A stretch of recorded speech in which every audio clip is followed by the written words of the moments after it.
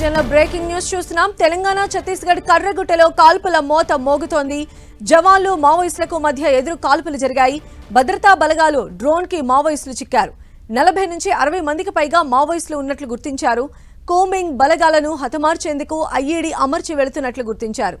బాసుగూడ వైపు వెళుతున్నట్లు సమాచారం. ఉసూరు సీతాపూర్ మధ్యలో డ్రోన్లకు మావోయిస్టుల జాడ చిక్కింది.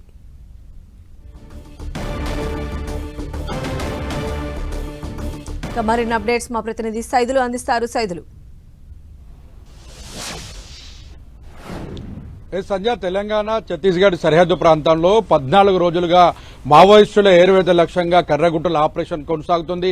ఇప్పటివరకు చూసుకున్నట్లయితే ఈ 14 రోజుల్లో మావోయిస్టులు ఎక్కడ ఉన్నారన్న జాడ మాత్రం కేంద్ర బలగాలు కనుగొనలేకపోయినాయి. దాదాపు 25,000 మంది పైగా జవాన్లు నిరంతరం కూంబింగ్ ప్రక్రియను కొనసాగించారు.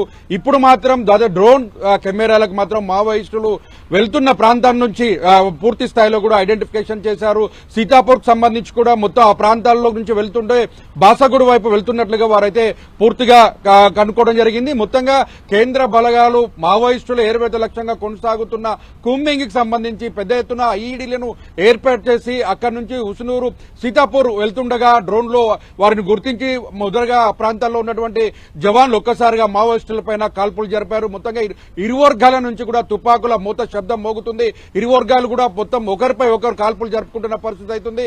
ఇప్పటి వరకు తాజాగా అందుతున్న సమాచారం మేరకు మృతుల సంఖ్య తెలియకపోయినప్పటికీ కూడా సమాచారం ఇంకా రాలేదు అధికారికంగా. మొత్తంగా అయితే పెద్ద ఎత్తున ప్రాణాలు కోల్పోయే అవకాశం కూడా కనిపిస్తుంది. ఎందుకంటే దాదాపు 14 రోజుల పాటుగా జరుగుతున్నటువంటి వైమానిక దాడులకు సంబంధించి కావచ్చు, ఒకవైపు ఇటు కూంబింగ్ నిర్వహణలో కావచ్చు, ఐఈడీలు డ్రోన్ల ద్వారా పూర్తి స్థాయిలో కూడా మావోయిస్టులు మట్టుబెట్టడమే తమ లక్ష్యంగా భావించి దాదాపు కేంద్ర బలగాలు పనిచేస్తున్న పరిస్థితి ఉంది. ఇప్పటికే 5 గూగలను కూడా స్వాధీనం చేసుకుని జాతీయ జెండాను ఎగురవేసినాయి. ఆ ప్రాంతాల్లో బేస్ క్యాంపును కూడా ఏర్పాటు చేసి 1000 మందితో అక్కడ 10,000 మందితో కూడా బేస్ క్యాంపును ఏర్పాటు చేశారు. ఆ బేస్ క్యాంపులో నిర్వహణ కొనసాగిస్తూనే మొత్తం ఆ మావోయిస్టులను ఏరువేతే లక్ష్యం కొనసాగుతున్న ఈ కూంబింగ్ ఆపరేషన్ ప్రక్రియకు సంబంధించి ఇప్పుడు మనం చూసినట్లయితే ఉసునూరు సీతాపూర్ వైపు వెళ్తున్నటువంటి మావోయిస్టులను డ్రోన్ల ద్వారా గుర్తించడంతో పాటు వారిపైన ఎలా ఎన్కౌంటర్ అంటే ఎలా కాల్పులు జరపాలన్న అంశాన్ని కూడా పూర్తిగా అటు వెంకటాపురం కేంద్రంగా అటు సిఆర్పీఎఫ్ డిఆర్జీఎఫ్ సంబంధించినటువంటి ఇన్ఛార్జీలు ఎవరైతే చీఫ్ మానిటరింగ్ చేస్తున్నారో వారు కూడా పూర్తి స్థాయిలో డ్రోన్ల ద్వారా ఆపరేటింగ్ చేస్తూ కూడా కాల్పుల ప్రక్రియ చాలా వేగవంతం కొనసాగుతుంది. భారీ ఎన్కౌంటర్ అయితే జరుగుతుందని కూడా మనకైతే అందుతున్న సమాచారం. ఎన్కౌంటర్ లో సైదులు అయితే ఇప్పటి వరకు కూడా అంటే వారి జాడ తెలియనంత వరకు కూడా మావోయిస్టులు ఇది ఒక ట్రాప్ చేశారు. సో వారు మావోయిస్టులో ఉన్నటువంటి అగ్రనేతలందరూ కూడా అక్కడి నుంచి ఎస్కేప్ అయ్యారు అనేటువంటి వార్తలు కూడా వచ్చిన నేపథ్యంలో ఈ రోజు డ్రోన్ విజువల్స్ ప్రకారం 50 నుంచి 60 మంది వాళ్ళకి చిక్కినట్టుగా తెలుస్తోంది కదా. వాళ్ళలో ఖచ్చితంగా కూడా అగ్రనేతలు ఉండే ఛాన్సెస్ ఎంతవరకు ఉండొచ్చు?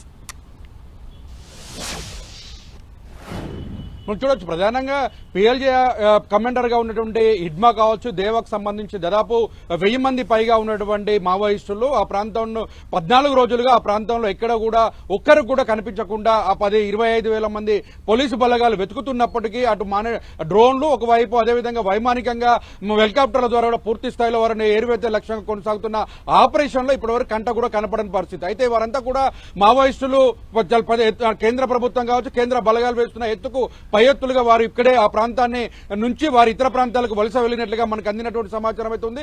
ఇప్పుడు మాత్రం చూసుకున్నట్లయితే కూంబింగ్ వచ్చిన కొంతమందికి మట్టు పెట్టడమే లక్ష్యంగా కొనసాగుతున్న ఈ ఆపరేషన్ లో మాత్రం ఐఈడీ పెట్టి వాళ్ళు అక్కడ ఉన్నటువంటి జవాన్లకు పెద్ద ఎత్తున ప్రాణనష్టం చేకూర్చాలని భావించారు. అయితే ఇప్పుడు వీళ్ళు డ్రోన్ల ద్వారా ఐడెంటిఫికేషన్ చేసిన మావోయిస్టులు 40 నుంచి 60 మంది పైగా ఉన్న మావోయిస్టులు కేంద్ర కమిటీ కావచ్చు, ఆ ప్రాంత ఇన్ఛార్జ్ కమాండర్లుగా ఉన్నటువంటి నేతలు ఉంటారు తప్ప పూర్తి స్థాయిలో ఉన్నటువంటి పిఎల్జే కమాండర్ ఇడ్మా కావచ్చు, దేవా కావచ్చు, కీలకమైన సెంట్రల్ కమిటీ మెంబర్లు అయితే ఎవరు ఉండే అవకాశం లేదని మనకు అందుతున్న సమాచారం. ఎందుకంటే వారు ఇప్పటికే ఈ ప్రాంతంలో మావోయిస్టులు ఇతర ప్రాంతాలకు వలస వెళ్లారని కూడా సమాచారం ఉంది. ఆ ప్రాంతంలో ఉన్నటువంటి నేతలందరూ కూడా సురక్షితంగా ఇటు మావోయిస్టు పార్టీని సురక్షితంగా కాపాడుకోవడంతో పాటు క్యాడర్ ని కాపాడుకునే లక్ష్యంతో ఈ ప్రాంతాన్ని అంటే కర్రగుట్టల్లో ఒక బూచిగా చూపించి మావోయిస్టులు ఆ ప్రాంతంలో ఉన్నట్లుగా నమ్మబలికి కేంద్ర బలగాలను ఇంటెలిజెన్సీ వర్గాలను ఆ ప్రాంతానికి తీసుకొచ్చి కూంబింగ్ ప్రక్రియ వేగవంతం చేశారు తప్ప ఆ ప్రాంతంలో మొదట 38 మంది పైగా మావోయిస్టులు మృతి చెందారన్న ప్రచారం అయితే కొనసాగింది. ఇప్పటివరకు ఆ మృతదేహాలకు సంబంధించి కూడా ఎక్కడ కూడా అధికారికమైన ప్రకటన కూడా చేసిన పరిస్థితి లేదు. ఇప్పుడు జరుగుతున్న ఈ ఎన్కౌంటర్ కు సంబంధించిన దాంట్లో కీలకమైన నేతలు ఉన్నారా లేదన్నది కూడా అధికారికమైన ప్రకటన రావాల్సి ఉంది. సంజయ్ రైట్ సైదులు.